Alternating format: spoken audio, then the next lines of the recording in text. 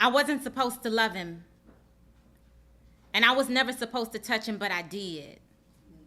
I told myself it was time for me to live a little. I'd been a good girl for too long, and there was nothing wrong if I would give a little, and now it's too late to regret my decisions or the consequences of my actions. I sought and found pure satisfaction, tried to mask my insecurities with moments of passion. But see, a fling by definition isn't meant to last forever, so we cherished every moment we could lay away together, never knowing whether that particular moment might be our last, so we gave one another everything that we had. We shared our bodies because our hearts were unavailable.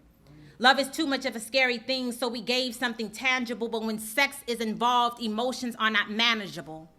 And that statement is not gender biased, though the gender reaction might be different. Most women will near it while most men won't risk it, but that's not what this is. I'm far from a victim because I knew the business. I knew what was up when I got the call at 1 o'clock in the a.m.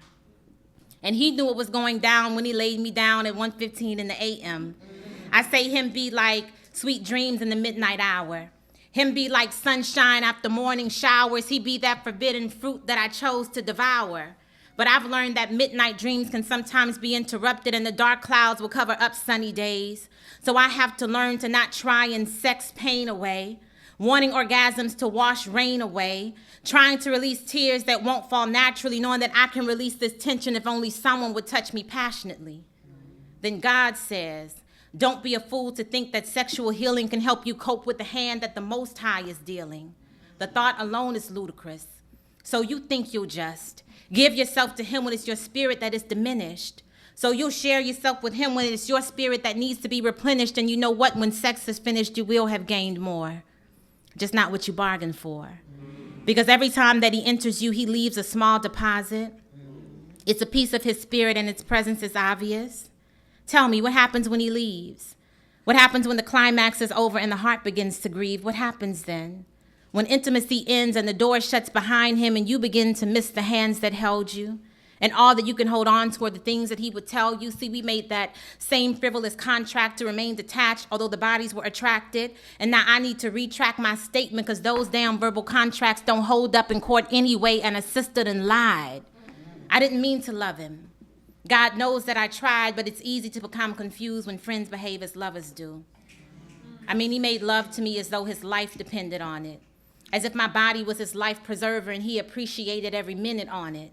He held on to me as we rode the waves of passion past our indiscretions and into paradise, right past the Vickies, in between the thighs. It was a ritual similar to sacrifice. But what's the joy in giving when the cause is unjust? And what's the point of loving for a moment if there can never be an us? The thought alone is torturous. There is no rest for a lonely soul at 1 o'clock in the a.m. So I was down with whatever was going down at 1:15 in the a.m. I say him be a dose of comfort at my weakest moment. Him be the remedy to my pain and his medicine is potent. But with matters of the heart, longevity has its place, and sometimes he would leave just as fast as he came. I mean, literally. He would get up and leave just as fast as he came. So I have to learn to not try and sex pain away. Interrupted nights don't bring brighter days. The soul needs its rest, lest we forget that anything that enters the body can be addictive. So let the gateway to your soul be restrictive. Because how do you ask God to give you peace in the midst of a situation he told you not to enter? And how do you forget to love when it's less painful to just remember? I wasn't supposed to love him. And I was never supposed to touch him, but I did. And now the emptiness burns. And all that I can do now is just live and learn.